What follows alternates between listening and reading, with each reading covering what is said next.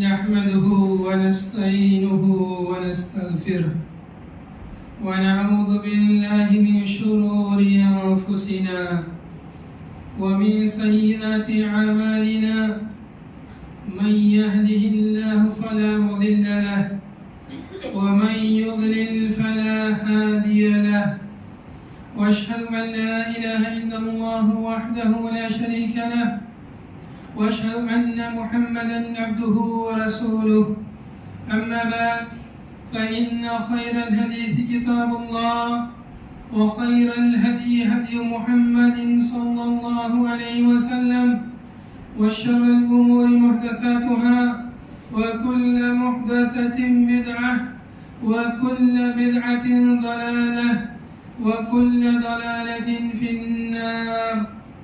فأعوذ بالله السميع العليم من الشيطان الرجيم. بسم الله الرحمن الرحيم. يا أيها الذين آمنوا اتقوا الله حق تقاته ولا تموتن إلا وأنتم مسلمون. يا أيها الناس اتقوا ربكم الذي خلقكم من نفس واحدة وخلق منها زوجها وبث منهما رجالا كثيرا ونساء واتقوا الله الذي تساءلون به والأرحام إن الله كان عليكم رقيبا. يا أيها الذين آمنوا اتقوا الله وقولوا قولا سديدا يصلح لكم أعمالكم ويغفر لكم ذنوبكم ومن يطع الله ورسوله فقد فاز فوزا عظيما. وقال الله سبحانه وتعالى في موضع آخر: يا أيها الذين آمنوا كتب عليكم الصيام كما كتب على الذين من قبلكم لعلكم تتقون. وقال النبي صلى الله عليه وسلم: بني الإسلام على 5: شهادة أن لا إله إلا الله وأن محمد رسول الله وإقام الصلاة وإيتاء الزكاة وحج البيت وصوم رمضان. تمام قسم کی تعریف و توصیف کبریائی اور بڑائی اس اللہ رب العالمین کے لیے لائق و زیبا ہے، جس نے ہمیں عدم سے وجود بخشا، جس نے ہمیں بے شمار نعمتوں سے نوازا، جس نے ہمیں رمضان المبارک جیسی عظیم نعمت عطا فرمائی. بعدہ درود و سلام کے انگنت نذرانے ہوں اللہ کے حبیب جناب حضرت محمد مصطفیٰ صلی اللہ علیہ وسلم پر، جن کے ذریعے اللہ رب العالمین نے ہمیں اسلام کی نعمت عطا فرمائی، رمضان کی نعمت عطا فرمائی، روزوں کی نعمت عطا فرمائی. اس نبی پر لاکھوں کروڑوں درود و سلام ہوں. محترم حاضرین، پردہ نشین ماں اور بہنوں، یہ مہینہ شعبان کا مہینہ ہے اور عنقریب رمضان المبارک کا مہینہ سایہ فگن ہونے والا ہے. اس مناسبت سے مناسب معلوم ہوتا ہے کہ رمضان المبارک کی فرضیت، اس کی اہمیت اور فضیلت پر کچھ گفتگو کی جائے. ہم سب بخوبی جانتے ہیں کہ اسلام کی بنیاد 5 چیزوں پر ہے.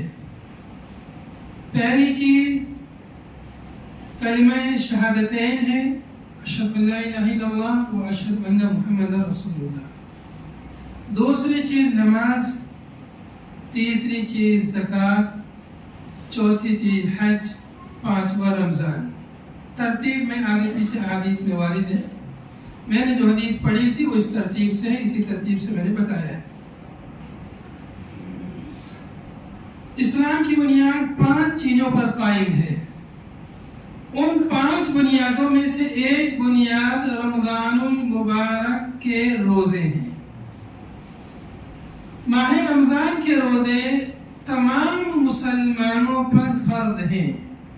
کون مسلمان؟ جو مسلمان عاقل ہوں، عقل مند ہوں، بلوغت کو پہنچ گئے ہوں، بیمار نہ ہوں، مسافر نہ ہوں. بالغ مقیم اور صحت مند آدمی پر رمضان کے روزے فرض ہیں. باقی اگر کوئی مسافر ہے اس کو روزہ رکھنا ہے لیکن سفر میں اس کے لیے رخصت ہے.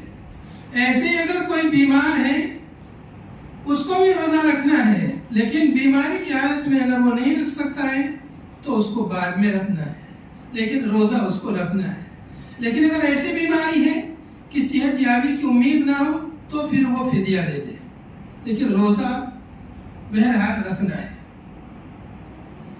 اللہ رب العالمین نے ہم انسانوں کو بہت ساری نعمتیں دی. یہ اس دنیا میں ہمارا وجود خود ایک نعمت ہے. اللہ رب العالمین نے ہمیں اس دنیا میں اشرف المخلوقات بنایا.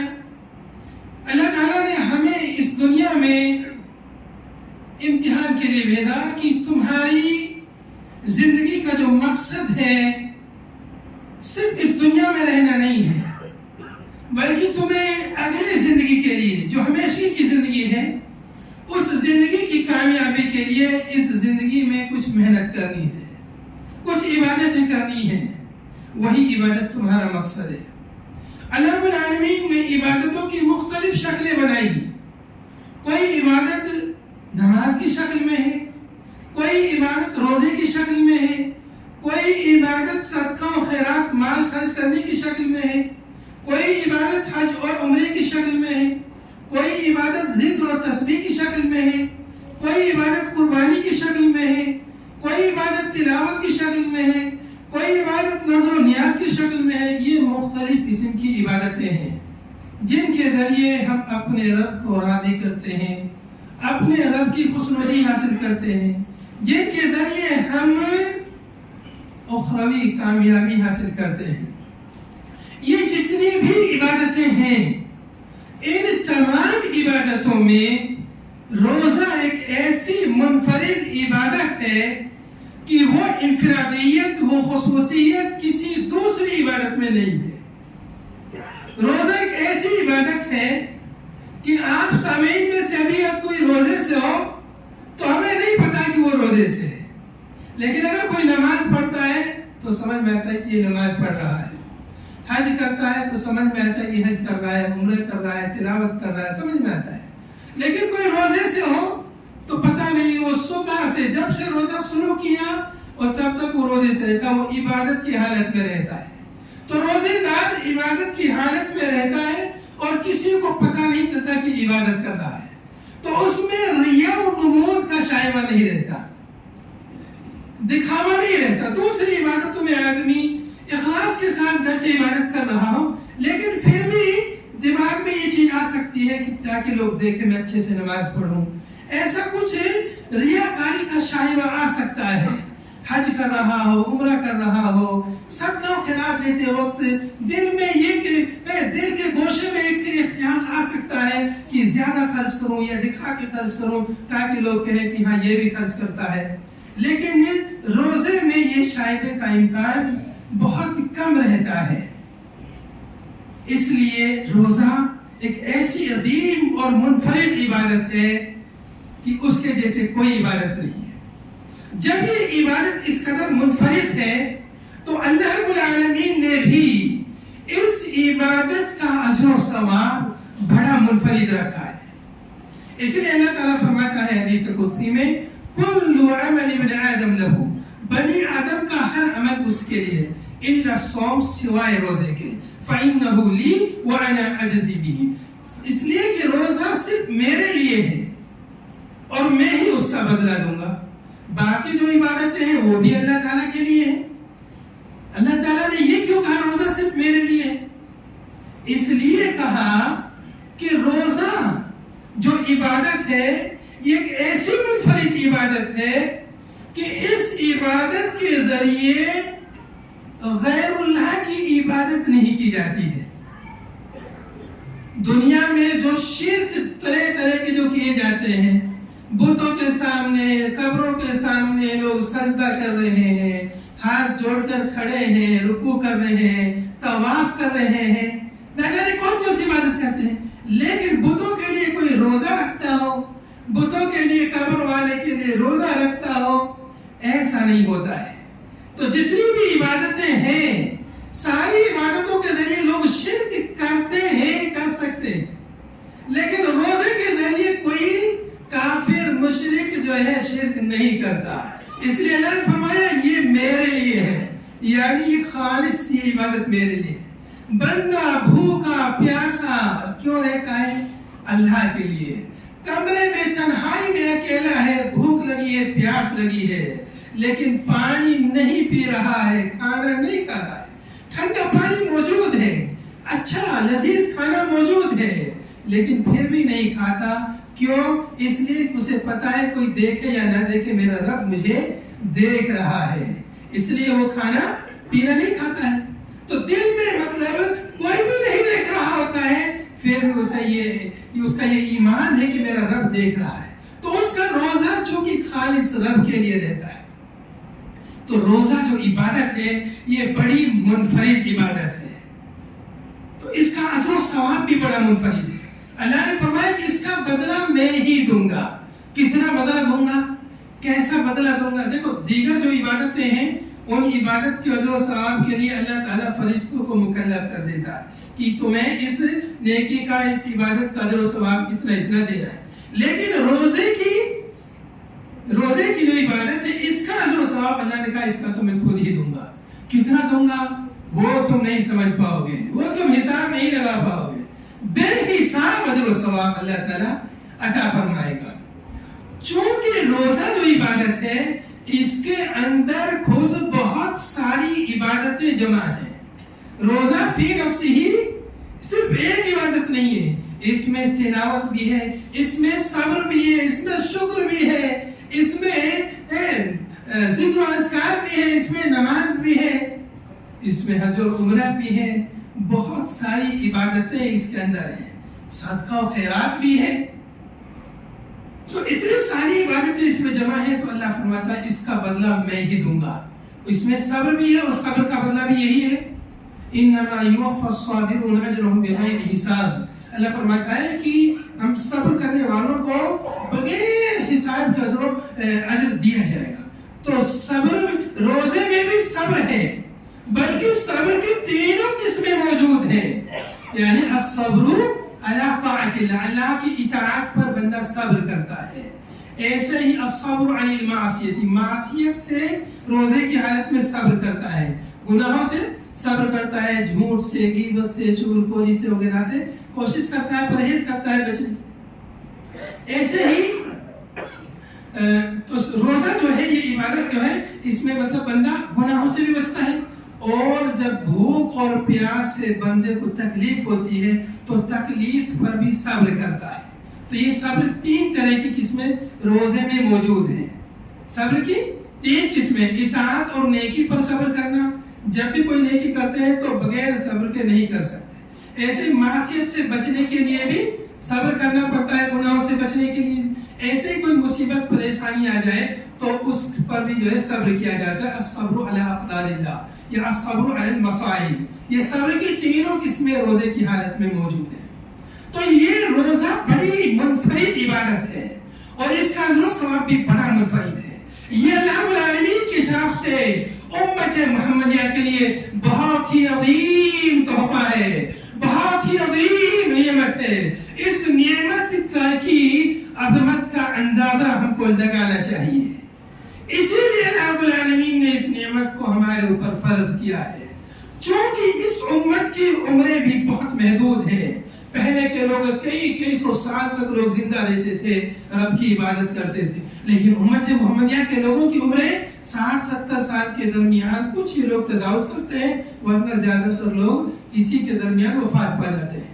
تو اللہ رب العالمین اس امت کے لیے کچھ ایسے سنہری مواقع عطا فرمائے ہیں کہ بندہ تھوڑی عبادت کر کے زیادہ اجر و ثواب کما سکے. ایسے ہی ہمیں عرفہ کا روزہ عطا فرمایا کہ ایک دن روزہ رکھنے سے 2 سال کے گناہ معاف ہو جاتے ہیں. عاشورہ کا روزہ عطا فرمایا، ایک دن روزہ یا 2 دن روزہ رکھنے سے 1 سال گزشتہ معاف ہو جاتے ہیں. ایسے ہی اللہ رب العالمین نے شعبان کے روزے، نفلی روزے عطا فرمائے. ایسے ہی رمضان المبارک کے فرض روزے. جب نفلی روزوں کی ایسی فضیلت ہے تو فرض روزوں کی فضیلت کیا ہوگی. حدیث مبارکہ میں آتا ہے جس نے ایک دن اللہ کے راستے میں روزہ رکھا، اللہ رب العالمین اس کے چہرے کو 70 سال جہنم سے دور کر دیتا ہے۔ 70 ابعدہ اللہ 70 خریف من النار، 70 سال جہنم سے اس کو دور کر دیتا ہے۔ اتنی عظیم فضیلت ہے روزے کی، روزے کی بے شمار فضیلت ہے۔ روزے کی حالت میں اگر کسی کی وفات ہو جائے، جس نے اللہ کے لیے، اللہ کی خوشنودی کے لیے روزہ رکھا ہو ایمان و احتساب کے ساتھ، اور اس حالت میں اس کی وفات ہو جائے، ایسا آدمی سیدھا جنتی۔ روزے کی عظیم فضائل اور برکات کی وجہ سے اللہ رب العالمین نے یہ عظیم نعمت ہمارے اوپر فرض کر دی ہے۔ نہ صرف فرض کی بلکہ اسلام کی بنیاد اسے قرار دیا ہے۔ میرے بھائیوں، اللہ رب العالمین نے قرآن پاک میں جب روزوں کی فرضیت کا اعلان کیا تو مخاطب کی کر کے فرمایا یا ایھا الذین آمنوا، اے ایمان والو، یا ایھا الذین آمنوا، اے ایمان والو۔ ایمان والو کیوں کہا؟ اس لیے کہ آگے جس چیز کا حکم ہے اس کا تعلق ایمان سے ہے۔ یا ایھا الذین آمنوا، اے ایمان والو، کتب علیکم الصیام، تمہارے اوپر روزے فرض کیے گئے ہیں، کما کتب علی الذین من قبلکم، جیسے کہ تم سے پہلے لوگوں پر روزے فرض کیے گئے۔ اللہ تعالیٰ نے روزوں کی جب فرضیت کی تو کہا کہ جیسے پہلے لوگوں پہ روزے فرض کیے گئے ایسے ہی تم پر بھی روزے فرض کیے جا رہے ہیں۔ مطلب یہ کوئی نئی عبادت نہیں ہے یا کوئی نیا بوجھ تمہارے اوپر نہیں ہے، پہلے کے لوگ بھی روزے رکھتے رہے ہیں، اس لیے تم کو اطمینان کے ساتھ تم کو بھی روزے رکھنے ہیں۔ یہ روزے کیوں رکھنے؟ لعلکم تتقون، تاکہ تم متقی اور پرہیزگار بن جاؤ۔ معلوم ہوا کہ روزے فرض ہیں، روزے فرض ہیں۔ کون سے روزے فرض ہیں؟ دوسری آیت میں اللہ تعالیٰ ارشاد فرماتا ہے شہر رمضان الذي انزل فيه القرآن هدى للناس وبينات من الهدى والفرقان فمن شهد منكم الشهر فليصم۔ رمضان کا مہینہ وہ مہینہ ہے جس مہینے میں قرآن پاک نازل ہوا، جس مہینے میں اللہ کی سب سے عظیم کتاب نازل ہوئی، جس مہینے میں اللہ کا کلام نازل ہوا، جس مہینے میں ہدایت کا سچ چشمہ نازل ہوا، جس مہینے میں حق اور باطل کے درمیان فرق کرنے والی کتاب نازل ہوئی، یہ وہ مہینہ ہے۔ اتنی عظیم کتاب نازل ہوئی، یہ ایسا ویسا مہینہ نہیں ہے، یہ مہینہ وہ مہینہ ہے جو پوری دنیا کی ہدایت کی کتاب جس میں نازل ہوئی ہے۔ یہ مہینہ وہ مہینہ ہے جس مہینے میں ایک ایسی رات ہے جو 1000 مہینوں کی راتوں سے افضل ہے۔ پھر فرمایا کہ فمن شہد منکم الشہر فلیصم، جو بھی رمضان کا مہینہ پالے چاہیے کہ وہ اس کے روزوں کو رکھے۔ معلوم ہوا کہ رمضان جو اس آیت میں رمضان کی فرضیت، روزوں کی فرضیت کا حکم ہے، تو کون سے روزے ہیں وہ؟ رمضان المبارک کے۔ اور حدیث پاک جو میں نے آپ کے سامنے پڑھی، بنی الاسلام علی خمس، اسلام کی بنیاد 5 چیزوں پر ہے، تو ان میں ایک رمضان بھی ہے، رمضان کے روزے بھی ہیں۔ تو معلوم یہ ہوا کہ رمضان المبارک کے روزے فرض ہیں۔ اس لیے میرے بھائیوں، میرے نوجوان ساتھیوں، میری ماں اور بہنوں، یہ عزم اور ارادہ کر لیجئے کہ ہمیں رمضان کے مکمل روزے رکھنے ہیں۔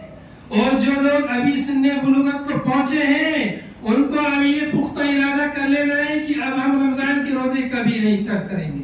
جو بھی سن بلوغت کے قریب ہیں، جو بھی بچے ہیں، ان کو بھی عادت دلانے کے لیے ان کو بھی روزے رکھوانے چاہیے، تاکہ اچانک جب وہ روزے رکھے تو ان کے لیے روزہ رکھنا مشکل اور دشوار نہ ہو۔ تو پہلی بات یہ کہ رمضان کے روزے فرض ہیں، اس لیے کبھی بھی ہمیں رمضان کے روزے ترک نہیں کرنے چاہیے الا ہے کہ کوئی شرعی عذر ہو۔ نبی پاک صلی اللہ علیہ وسلم کی زندگی میں رمضان کی فرضیت کے بعد میں 9 مرتبہ رمضان آیا۔ آپ صلی اللہ علیہ وسلم نے 9 مرتبہ سن 2 ہجری میں اور شعبان کے مہینے میں روزے فرض ہوئے۔ یہ شعبان کا مہینہ چل رہا ہے، سن 2 ہجری میں روزے فرض ہوئے، اور نبی پاک صلی اللہ علیہ وسلم کی وفات ہوئی سن 11 ہجری کے شروع میں، ربیع الاول میں۔ اس سال رمضان آپ کو نہیں ملا۔ تو اس طرح سے 9 دفعہ نبی پاک صلی اللہ علیہ وسلم نے رمضان کے روزے رکھے۔ اللہ یہ کہ اگر آپ سفر میں ہو تب آپ صلی اللہ علیہ وسلم نے سفر میں رک سکتے تو سفر میں روزے نہیں رکھے۔ جیسے اسی سال غزوہ بدر ہوا تو غزوہ بدر سفر، اس میں سفر کیا تو اس اس میں روزے آپ صلی اللہ علیہ وسلم نے سفر کی رخصت پر عمل کرتے ہوئے روزے ترک کیے. ایسے ہی فتح مکہ رمضان میں ہوا, اس وقت بھی آپ صلی اللہ علیہ وسلم نے فتح مکہ کے موقع پر روزے چھوڑے. تو رمضان میں اللہ رب العالمین نے بیمار کے لیے, مسافر کے لیے رخصت دی ہے. دیکھیے غور کیجیے کہ ہمارے رب نے ہمارے ساتھ کتنا کرم کیا ہے. رمضان کے روزے فرض کیے تو ہماری رعایت کی کہ اگر ہم بیمار ہو جائیں تو چلو بعد میں رکھ لو, اگر کسی ضرورت کے تحت سفر کریں تو چلو بعد میں رکھ لو. کتنا کرم کیا ہے رب نے. آپ سوچئے کہ سال میں 12 مہینے ہوتے ہیں, 12 مہینے میں سے اللہ تعالیٰ نے صرف 1 مہینے کا مطالبہ کیا ہے. 11 مہینہ تمہارا, 1 مہینہ بس روزہ رکھو. سوچئے اللہ نے اللہ تعالیٰ چاہتا تو کہتا کہ نہیں پورے سال روزہ رکھنا ہے, پھر بھی ہم کو روزہ رکھنا ہوتا. اللہ کا حکم ہے, اللہ نے ہمیں یہ وجود دیا ہے, جیسا وہ کہے گا ویسا کرنا پڑے گا. لیکن اللہ نے 12 میں سے 11 مہینہ کہا کہ تمہارا 1 مہینہ میرے لیے. اس 1 مہینے میں بھی رب نے کتنی رعایت کی ہے کہ بس صرف دن ہی دن میں روزہ رکھنا ہے. شروع جب روزے فرض ہوئے تھے اس وقت کیا تھا کہ مغرب کے وقت افطار کیا, جتنا کھانا پینا کھا لیا, پھر اگلے دن مغرب کے وقت کھاتے, پھر سحری وری نہیں ہوتی تھی. بعد میں اللہ رب العالمین نے مزید اس میں آسانی پیدا کر دی, کہا کہ پوری رات کھا پی سکتے ہو سحری تک, صبح صادق تک, پھر لیکن صبح صادق سے لے کر غروب شمس تک نہیں کھانا پینا ہے. کتنی اللہ رب العالمین نے رعایت کر دی.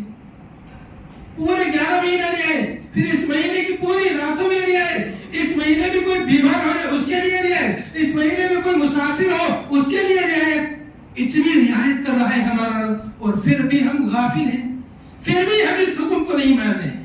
روزوں کی جتنی بھی فضیلتیں, کچھ بھی فضیلت اگر نہیں ہوتی پھر بھی روزہ رکھنا ہم پر ضروری ہوتا ہے, اس لیے کہ اللہ کا حکم ہے. لیکن اللہ رب العالمین نے فرضیت کے ساتھ ساتھ میں اتنی ساری فضیلتیں رمضان کی بیان کی ہے, اتنی ساری فضیلتیں ہیں کہ جن کو بیان نہیں کیا جا سکتا. ایک حدیث میں اللہ کے نبی صلی اللہ علیہ وسلم ارشاد فرماتے ہیں کہ نبی صلی اللہ علیہ وسلم ایک دفعہ منبر پر چڑھے, پہلی سیڑھی پر چڑھے آپ نے کہا آمین, دوسری پہ چڑھے آمین, تیسری پہ چڑھے آپ نے آمین کہا. صحابہ کرام نے بعد میں پوچھا اللہ کے نبی آج تو ہم نے دیکھا کہ آپ جو ہے سیڑھی پہ چڑھتے ہوئے آمین کہہ رہے تھے. تو فرمایا کہ میرے پاس جبریل علیہ السلام آئے اور اس نے جو ہے کہا, اس نے بددعا کی اس شخص کے لیے کہ جو آدمی رمضان المبارک کا مہینہ پائے اور اپنے گناہوں کی مغفرت نہ کرا سکے, اللہ تعالیٰ اس کو اپنی رحمت سے دور کر دے. تو میں نے آمین کہا.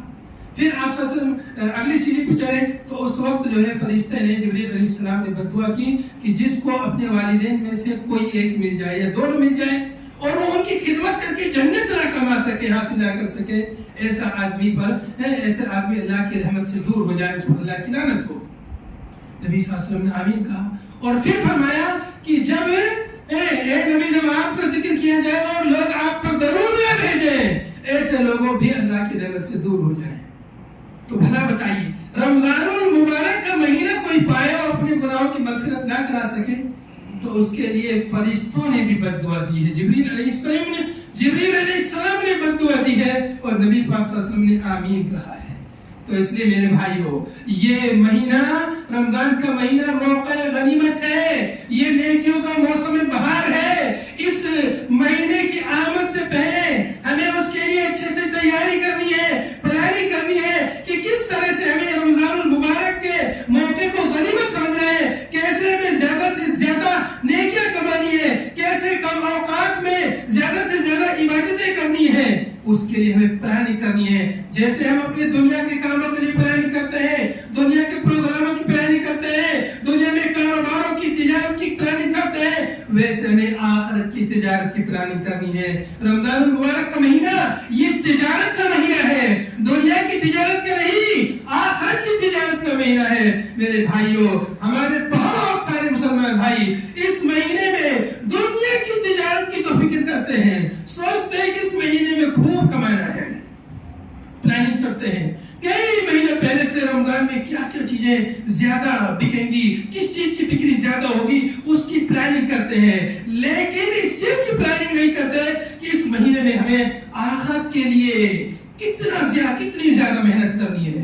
امام مالک رحمۃ اللہ علیہ رمضان المبارک کا جب مہینہ آتا تھا تو اپنی تمام مجالس بند کر دیا کرتے تھے، یہاں تک کہ حدیث کا جو درس دیا کرتے تھے اس کو بھی بند کر دیا کرتے تھے، اور قرآن پاک کی تلاوت، ذکر، اذکار، تفسیر وغیرہ میں اپنے آپ کو منہمک کر دیا کرتے تھے اور عبادتوں میں مشغول کر دیا کرتے تھے. سلف صالحین کے ایسے بے شمار قصے اور واقعات ہیں. امام شافعی رحمۃ اللہ علیہ کے بارے میں آتا ہے کہ رمضان المبارک میں وہ 60 قرآن ختم کیا کرتے تھے.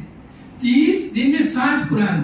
ہے تعجب کی بات، یقین آنے والی بات نہیں ہے، لیکن جو لوگ دن رات قرآن پاک پڑھنے میں لگے رہتے ہیں ان کے لیے یہ کوئی مشکل چیز نہیں ہے. وہ صبح سے لے کر دوپہر تک قرآن ختم کر لیتے ہیں.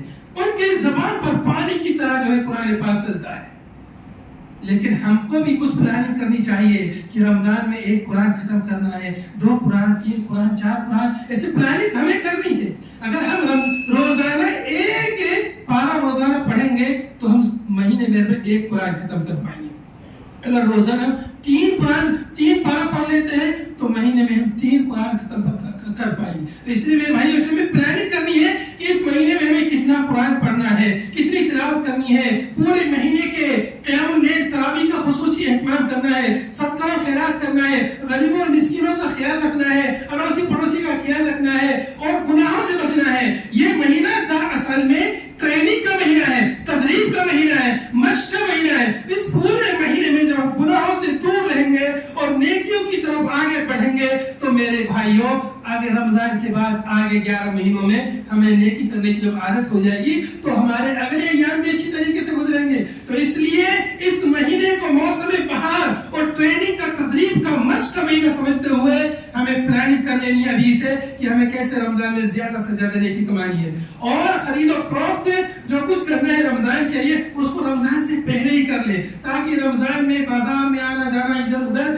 دیگر چیزوں میں زیادہ وقت خراب نہ ہو. اور بہت سارے بھائی ایسے بھی ہیں جو اپنے کاروبار میں مشغول ہونے کی وجہ سے روزے نہیں رکھتے ہیں. یہ بہت ہی خطرناک چیز ہے. جو لوگ رمضان کے روزوں کو ترک کرتے ہیں ایسے لوگ اسلام کی بنیادوں کو ڈھا رہے ہیں. میرے بھائیوں، میرے دوستوں، میری ماں اور بہنوں، اسلام پر ہونے والے اعتراضات غیر مسلموں کی طرف سے جو اسلام پر طرح طرح کے جو اعتراض ہوتے ہیں ان پر تو ہم کو اعتراض ہوتا ہے، لیکن ہم مسلمان جو خود اسلام کی بنیادوں کو ڈھاتے ہیں اس پر ہم کو اعتراض کیوں نہیں ہوتا ہے؟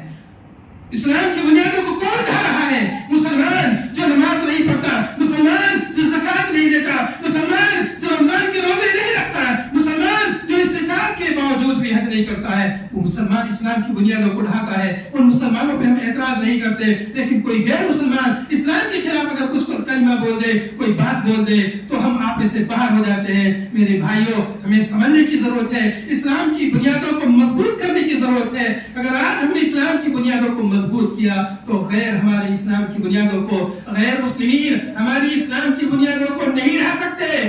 ہم خود اسلام کی بنیادوں کو ڈھا رہے ہیں. اگر ہم خود مضبوط کریں گے تو مضبوط چیز کو کوئی ہلا نہیں سکتا ہے. اس لیے میرے بھائیوں، ہمیں چاہیے کہ ہم اپنے اسلام کی، ہم اپنے ایمان کی بنیادوں کو مضبوط کریں اور آنے والے رمضان کے لیے پلاننگ بنائیں. آخر میں اللہ تعالیٰ سے دعا ہے، اللہ تعالیٰ ہمیں کہنے سننے سے زیادہ عمل کرنے کی توفیق عطا فرمائے. اللہ تعالیٰ ہمیں رمضان المبارک کے روزوں کی قدر کرنے کی توفیق عطا فرمائے. ہمیں رمضان المبارک سے زیادہ فائدہ اٹھانے کی توفیق عطا فرمائے. وآخر دعوانا الحمد للہ رب العالمین.